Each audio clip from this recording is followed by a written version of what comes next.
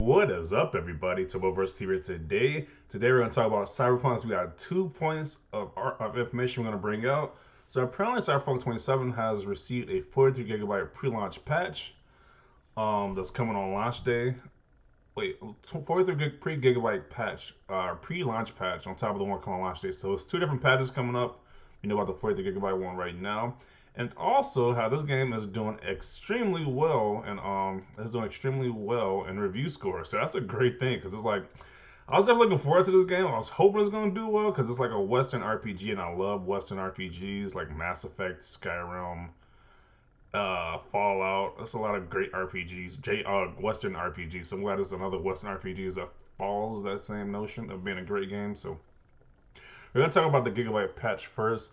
So this is IGN's official article on that on the patch. So it says Cyberpunk 2077 Cyberpunk 2077 has received a 43 gigabyte pre-launch patch on Xbox and may well receive another update at launch, according to a tweet from a CD Projekt Red employee. YouTuber Dreamcast guy who received an Xbox version of the game early due to an apparent retailer error posted a tweet showing a supposed 43.5 gigabyte patch of Cyberpunk 2077. A sizable pre-launch update, however, it may not be the only patch the game receives. That is pretty ridiculous. That is a large patch of 43.5 gigabytes. That's insane. And it's like, I think it's 43 gigabytes with that patch, and the game has like 7 gigabytes already, so that's like 100 plus, like 110 gigabytes right there. Or you can do the math. It's like 110 plus gigabytes. Then there's another gig. Then there's another patch as well on top of this one. This is gonna be a lot of. This game looks like a lot of space up. So kind of sucks because my PS5 was kind of already half full, and I just got my PS5 like less than a week ago, like a week ago. That's already half full, so this isn't a good thing. So I might get this game on Xbox, my Xbox One, just because it saves some space. Because this is kind of these games are taking up so much space already. So yeah, and this is just for like the regular PS4 version and Xbox One version. These aren't even including like the next generation updates as well too. Because yeah, so this is going to be a very large game, being a single large game. So let's see some of the comments that people would think about this big update, this big patch size. So this is Dreamcast guy. He's commenting say, "Whoa, I'm in an IGN article." LOL. Cool, making the physical copies almost useless. RIP people with slow or no internet. Yeah, it kind of sucks if you have no internet. If you got no internet, I wouldn't even want to play the game to be honest, because you probably have so many bugs and glitches. That's probably not going to be a great experience. Or if you have slow internet, it's going to take forever to download the game. It's 2020. If you're able to buy Cyberpunk, you have internet. Not necessarily true. Some people don't have internet. I know some random places don't have internet in the United States, so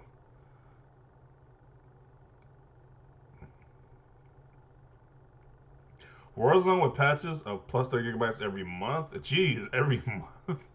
I heard that Call of Duty Warzone game had a lot of that was it was a very huge install file as well, but I never played that game, so I have no idea. Gamers, delicious thanks Activision. Pre-launch patch of 40 gigabytes. Gamers unacceptable dies from cringe. That was pretty funny.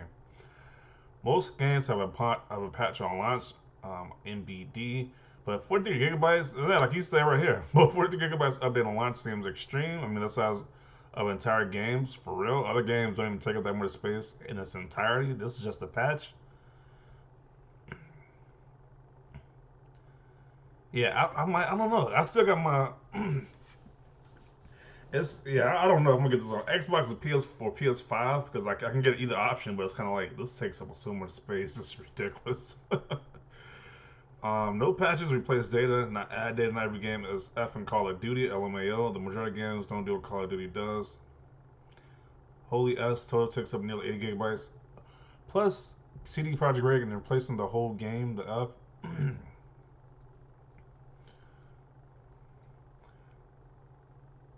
Pre-install Cyber from UK region, then I switched to US, and it's downloading a different game. Copy from US as I understood. Oh, okay, so he's showing him. Okay. So the PS4 total is 104 gigabytes total. At this rate, we're bigger than Call of Duty Warzone. RIP HDD.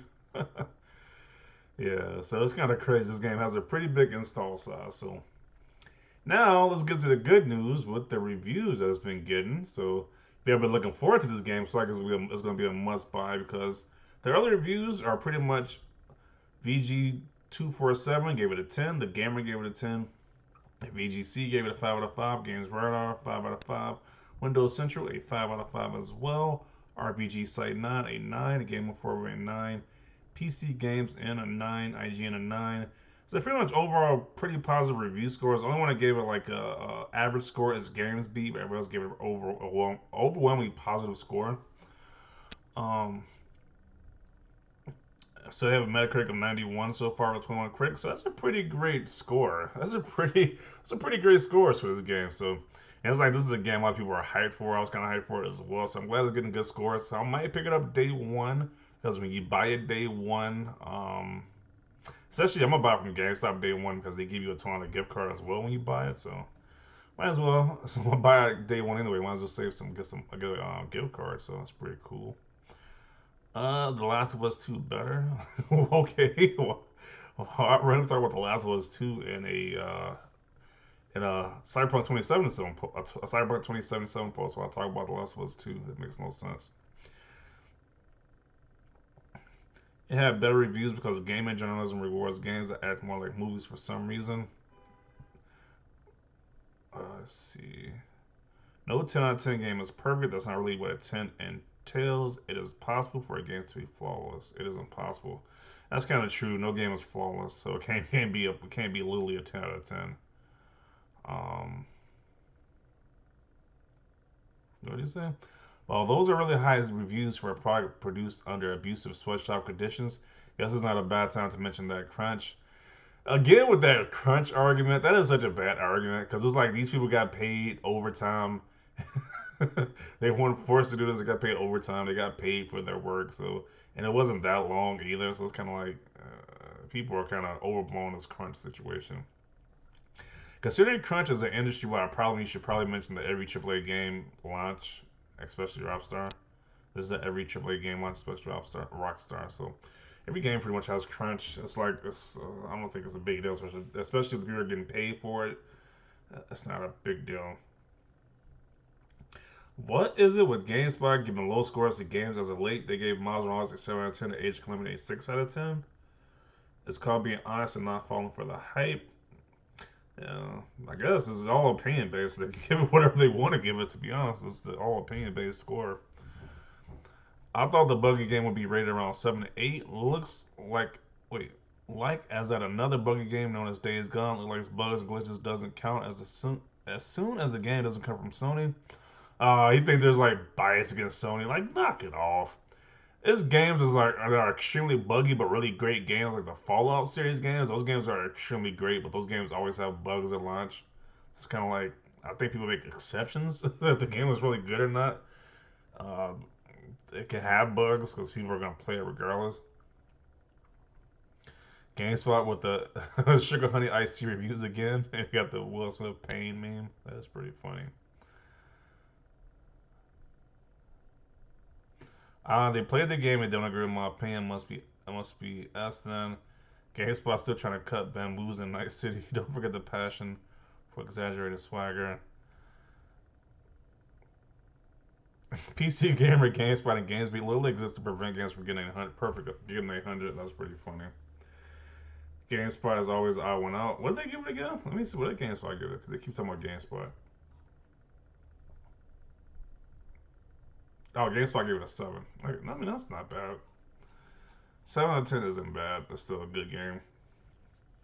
Just not amazing, but a good game. So, yeah, I'm still hyped for getting this game. This game like it's gonna be very fun to play. I'm definitely gonna get this day one. Then a cool cyberpunk futuristic setting where you get the fighting against different bad guys. You can go on your own path. You want to be a good guy or a bad guy. This stuff looks like it's a fun game. So, yeah, I'm glad it's getting great scores.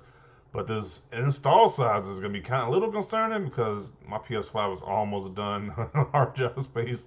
This might just completely fill up with this one, so I don't know. I have to delete some games, who knows? But definitely looking forward to this game nonetheless. So Definitely want to see your comments down below on how you feel about this game, this big install size, or are you excited to get this game as well? Let me know down below. Leave a like for this video. As always, thanks for watching and peace.